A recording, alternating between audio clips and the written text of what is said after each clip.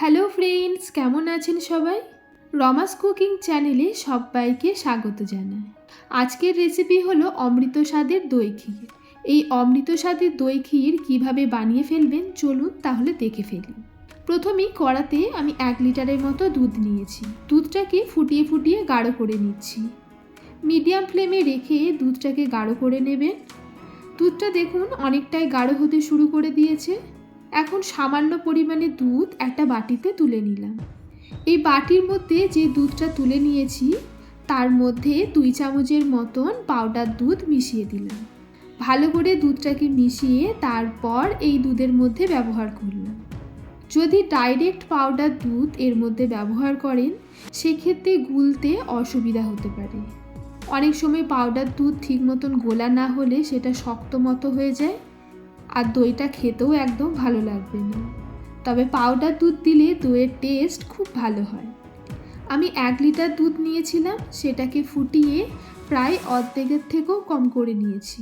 দুধটাকে গাঢ় করতে আমার 30 থেকে 45 মিনিটের মতন সময় লেগেছে। এরপর একটা সুগার সিরাপ বানিয়ে নেব। এর জন্য প্যানের মধ্যে দিলাম 1 বাটি চিনি। লো ফ্লেমে এখন রেখে দেব। মোটামুটি 5 থেকে 10 মিনিট পর চিনিটা গলতে শুরু করে দেবে। একটু নাড়াচাড়া করে নিচ্ছি। দেখুন চিনিটা গলতেও শুরু করে দিয়েছে। খুব ভালোভাবে নাড়াচাড়া করে চিনিটাকে মেল্ট করে নেব। চিনি যখন মেল্ট হতে শুরু করে দেবে ঠিক তখন কন্টিনিউ খুন্তিটাকে চালিয়ে যাবে, না হলে জমাট বেঁধে যায় বা শক্ত হয়ে যায় চিনির অংশগুলো। চিনিটা যখন ফুলে ফেপে উঠবে ঠিক সেই সময়ে সামান্য পরিমাণে জল এখানে অ্যাড করে দেবেন। খুব বেশি পরিমাণে জল কিন্তু ব্যবহার করবেন না, তাহলে দই জমাতে তখন প্রবলেম হয়ে যাবে। চিনির মধ্যে সুন্দর কালারও চলে এসেছে। আমাদের সুগার সিরাপটা রেডি হয়ে গেছে। এখন সুগার সিরাপটাকে একটু ঠান্ডা করে নেব, তারপর দইয়ের জন্য ব্যবহার করব। একটা পাত্রে আমি কিছুটা পরিমাণে টক দই নিয়েছি। এই টক দইটা আমার ঘরেই বানানোর। আপনারা চাইলে দোকানের কেনা দইও ব্যবহার করতে পারেন। দইটাকে ভালো করে ফেটিয়ে নিচ্ছি যাতে একদম স্মুথ হয়ে যায় এবং মাখনের মতো নরম হয়ে যায়। এরপর চলে এলাম ফাইনাল স্টেপে। দুধটা অনেকটাই ঠান্ডা হয়ে গেছে, মোটামুটি আঙুল ডোবানো যাবে ঠিক এরকম গরম দুধ ব্যবহার করতে হবে দই বানানোর জন্য। এই দুধের মধ্যে এখন সুগার সিরাপটাকে দিয়ে দিলাম। খুব ভালো করে সুগার সিরাপটাকে মিশিয়ে নিচ্ছি। দেখুন কি সুন্দর কালার চলে এসেছে। সুগন্ধের জন্য ব্যবহার করলাম 1 চামচ এলাচ গুঁড়ো, সেটাকেও ভালো করে মিশিয়ে নিলাম। এই পর্যায়ে এসে একটু মিষ্টিটাকে চেক করে নেবেন। যদি মনে হয় চিনির পরিমাণটা খুব কম লাগছে তাহলে কিছুটা পরিমাণে গুঁড়ো চিনি ব্যবহার করতে পারেন।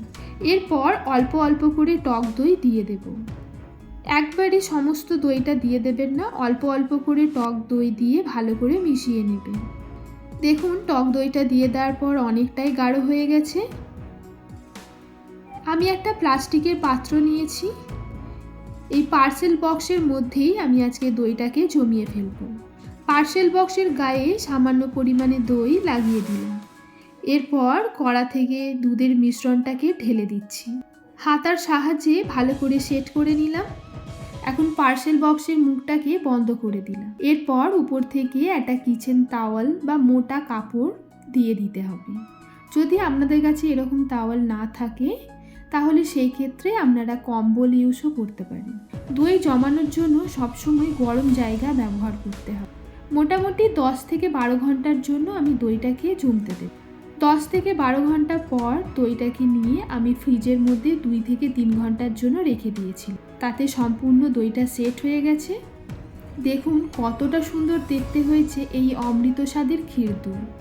এরকম ক্ষীর দই একবার খেলে এর স্বাদ কোনো দিনও ভুলতে পারবেন না।